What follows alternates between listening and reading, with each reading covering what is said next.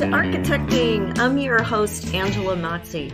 You made it. This is the landing pad for raw honesty about connecting your career with your purpose. I'm going to give you the tools you need to be an unapologetic advocate for yourself and others, because if you're here, you believe that the space we surround ourselves in matters, and you're committed to project by project building a better world for all of us. If you're with me, let's get architecting.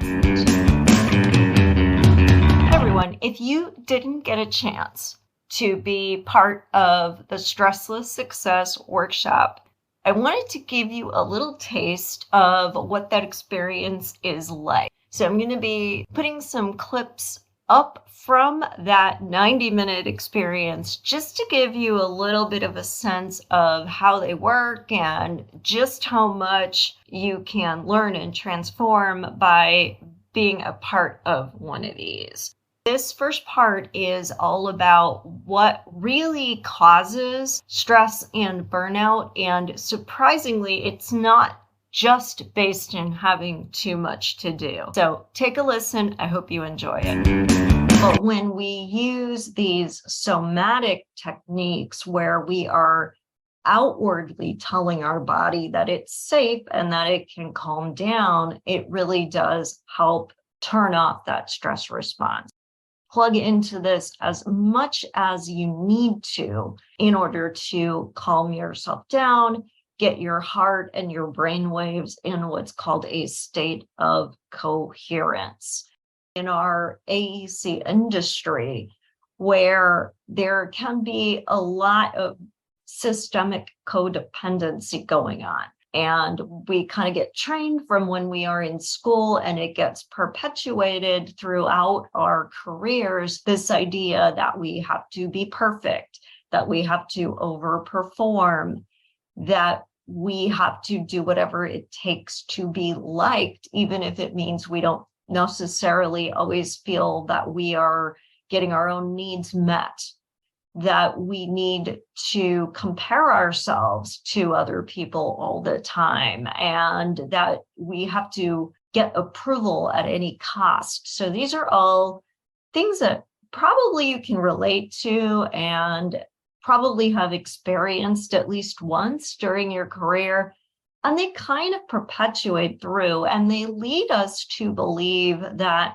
work-life balance is a myth, or that we have to leave our jobs in order to feel good, or only work part-time, or that we can't really have the career that we want to have. And that just isn't really true. And while I don't have it perfect yet, I don't think any of us ever will, I have really consciously in my career tried to practice differently. And I can tell you that I've had a lot of success on my terms, choosing to do the things that matter to me and not falling as much. I mean, I still catch myself, I still have to work, and I'm still learning new things all the time too. But being more conscious of when I'm getting into that stress trap and getting thrown out of balance, and using a lot of the things I'm going to talk to you about today to get out of it.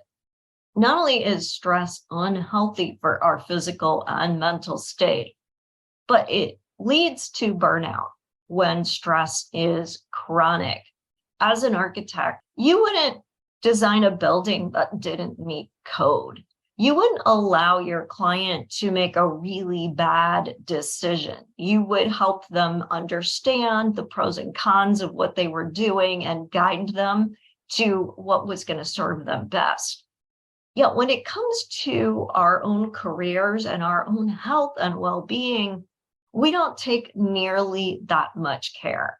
And I want you to be as much of an advocate for your well-being and your why, so you can have a meaningful, purposeful career that feeds your soul, as you are for your buildings, because you are more important than the buildings, right? The buildings are there for the people, and you are one of those people. In 2021, Monograph did a survey that showed that 96.6% of architects, that is a staggering number, right, reported experiencing burnout. They said this wasn't caused by the coronavirus, although that made things worse. But what they said caused the burnout are some pretty typical things: a heavy workload, working long hours, including off the clock hours, when you feel that pressure to get something done and you feel like you can't build the time even. Limited control over your work with a lot of dependencies. So feeling like you're going to get all of the blame, but none of the credit, and you can't really set up those situations for success. If you experience this a lot, not only does it cause stress, but over time, it causes burnout. Burnout happens when we don't feel supported, when we do a lot of work, more work than we can handle, and we don't have a network of people. There are 12 stages of burnout, all the way from stage 1, where you just feel a strong need to prove yourself because you think that if you work harder, you're going to snap out of it. And step 2, where you keep working harder and harder and trying to overcome things. Step 3, where you begin to neglect your own needs. And this begins to progress. And in the later stages, like in stage 10, you feel empty and numb inside. Stage 11, you start to become depressed. And stage 12, where you mentally and physically just shut down. It doesn't just hurt us physically, as if that isn't bad enough. But why are we working so hard? We're working so hard because we want to make things, we want to do things, we want to build things. Yet our lifestyle and our work environment is creating conditions that are actually undermining our creativity. If you think about this, creativity is at the core of what we do. But what is creative? Creative is generative, right? It's an act of generosity. It involves giving of resources. And that just can't happen when your resources are being depleted. Think about how many times during the day you are being diverted from doing creative work and instead feeling like you have to do depleting work, demanding work that's not creative. What proportion of your day is that? Do you ever feel like you can handle it or feel on top of it?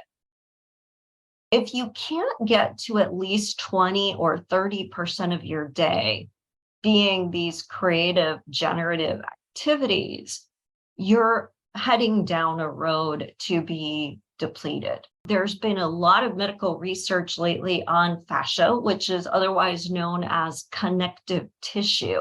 Fascia wraps around all of our organs, all of our muscles. It also is embedded into our cellular structure. So our fascia, as we are learning through latest medical research, it's not just holding things together, but it is actually transmitting information. And a lot of that information is emotional encoding. So when we feel stressed out, when we haven't been taking care of ourselves, our fascia are building up toxins, and that is slowly beginning to rewire our genetics. It's also having a big impact on our immediate health, and it also can affect the aging process. I like to talk about us having 4 bodies. So we know we have a physical body, we can see it, feel it, touch it, but part of our physical body is an endocrine system and our fascia system. And our endocrine system releases hormones. Those hormones are tied to our emotions, and they impact all of our body systems. We have 12 different body systems, all of which can be impacted when we have negative emotions that cause stress, or when we have positive emotions like dopamine and oxytocin running through our system. So it really is tied to our well-being. A lot of it is also tied to our mental body and our spiritual body. It can be as simple as in our spiritual body, this is where our beliefs are formed. And while there certainly are religious beliefs, we have a lot of other beliefs that are not religious, but that still impact us. And a belief is nothing more than something that you don't question being true. We may have been taught it as a child from someone else we knew, loved, or trusted who also believed that, or we may have caught it. In other words, we put it together based on deductions we made about cause and effect.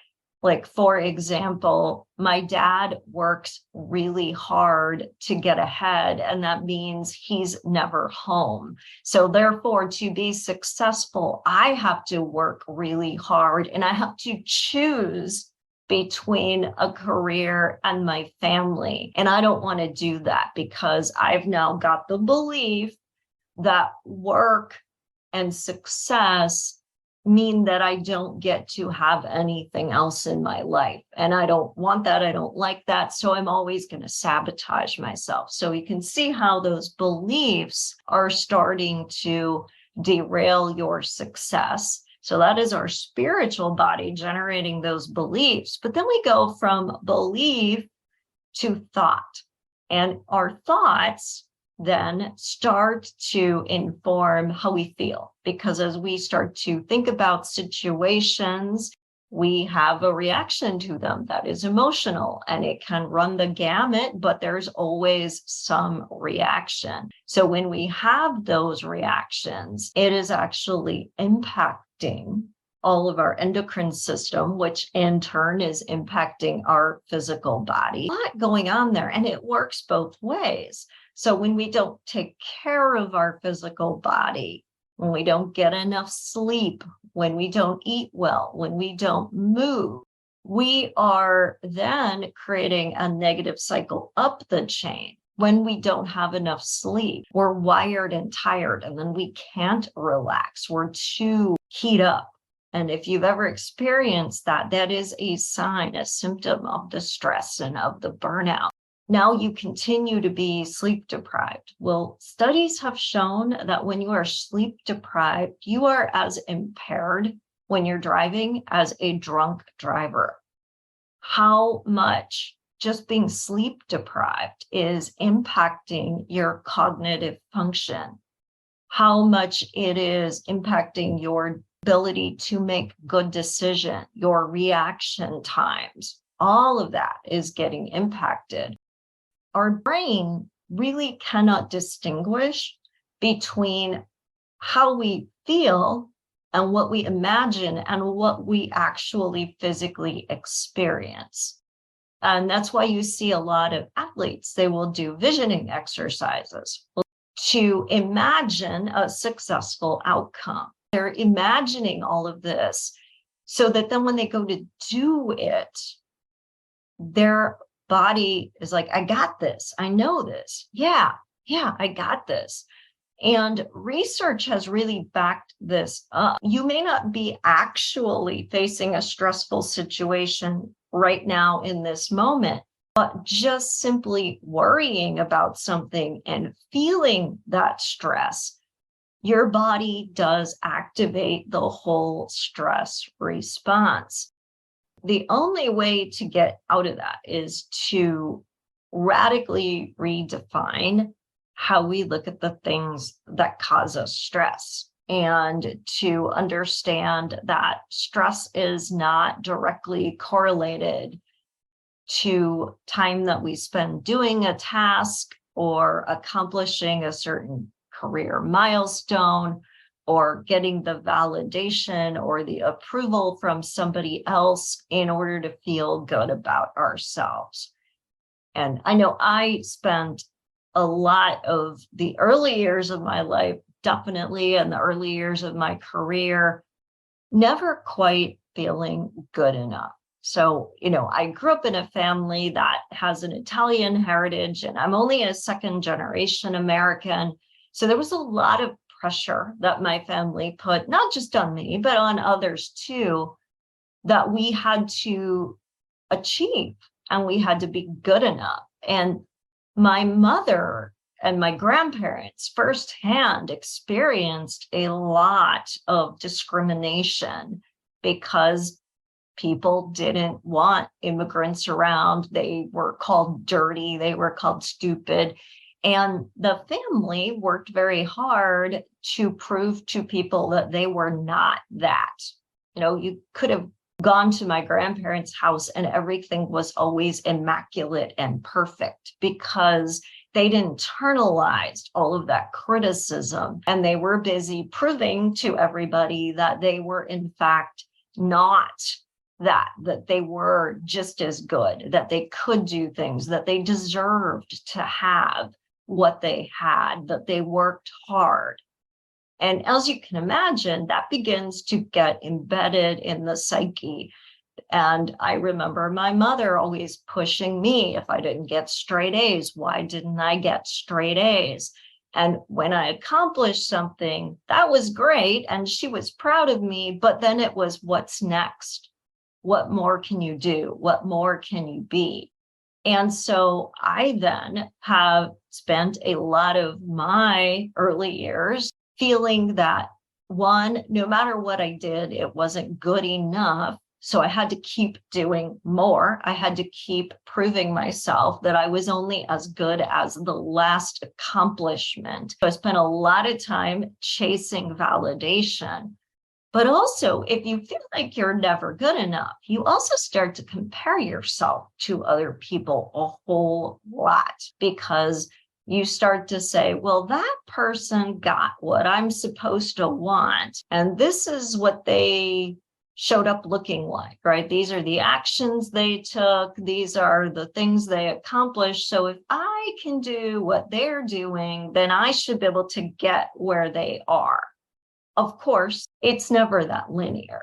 And success doesn't look like what it looks like for your friend or another person you know, or what it looked like for your uncle or your boss. It doesn't. It looks like what it looks like for you. And so I would try to do in the early years of my career what I saw, quote unquote, successful people doing. I was sizing up everybody all the time, saying, am I good enough? Am I good enough? Can I do it like they do it? What are they doing that I'm not doing? Yet, that wasn't getting me the success that I really wanted. It was just making me feel bad about myself when I didn't get those things. And what I really had to learn, and I want to talk about today, is that success comes when you feel good about what you're doing, when the work you're doing is meaningful and purposeful. Other people notice that and reward you for that because they see your passion. They see your no matter what attitude. They see your energy and your resourcefulness and your creativity and your resilience because you don't stop if something doesn't work out. You don't take a no as being shut down. You take a no as a not yet because you have the conviction behind what you're doing. And you're not saying, look at me, did I earn my prize yet? You're saying, come with me because this is really exciting. And this thing that I am so lit up about, it's bigger than me. It's more important than my ego. It is something that's cause. It is something that is a movement. It is something that is going to make a difference. And it's going to take more than just me to be able to do it. I'm just one voice. And when I started to do that, when I started to really stop worrying about whether or not I was a project manager and then becoming a project manager and then hating becoming a project manager and worrying about whether I was getting promoted or not promoted, and just started focusing on the research work I love so much, and educating my clients on why they needed to think about well-being in design and how to design for well-being, all of a sudden, I could let go of all of that pushing energy that is so aggressive. Because when we're pushing, it's because we feel threatened. And when we feel threatened, we're in that stress response. On the other hand, when I could just do the things I love to do, and I wasn't doing them 100% of the workday, but again, getting just that 20 or 30% of time a day into that effort, all of a sudden, I wasn't stressed out. All of a sudden, I was excited and I was energized, and it felt like there was meaning and value and purpose in what I was doing. I wanted to share it, and I wanted to collaborate, and I wanted to amplify it. Not worry about myself, worry about the cause, the greater purpose, the greater meaning. So one, people could very clearly understand what I loved, what I wanted to do, what I was known for. They could start to see me as a go-to person for that issue. And my career took off. I not only finally got the promotions I wanted, but I started getting speaking opportunities. I was encouraged to apply for fellowships in ACHA and the AIA. I have now reached a point where I get invited to speak and paid to speak about the things I love. And when we feel like that, when the work we do is something that we get to do, I mean, I feel it is such a privilege to get to work at this level and get to do these things and to have this impact. That's a big shift than when we are talking about work that we have to do. Because the work that we have to do is draining and depleting. And we worry about the consequences of not getting it done. And we trigger this whole stress response, and we trigger this burnout that eventually comes because we're never going to get there. No matter how much we do the busy work, we're never going to get there. And if we let that be what holds us back, then we never get to experience the meaningfulness and the joy that comes when we get to do work we love. And the work we love is the key to our success. If you're intrigued by what you heard today and you'd like to learn even more about the topics of how our understanding of the world can impact the choices we make, as well as dive a little deeper into this idea of defining success on our own terms instead of overperforming or chasing validation, then check out my Stressless Success course. You can find it at architectingpodcast.com. I really hope you'll join me because we're going to have so much fun hanging out for 8 weeks, really going deep into a lot of the different issues that impact the clarity that we have around our purpose, how brave we can feel about making that purpose a priority, as well as leading a life that feels fun and satisfying, not draining and depleting. So check it out at Architecting Podcast. I'd love to work with you.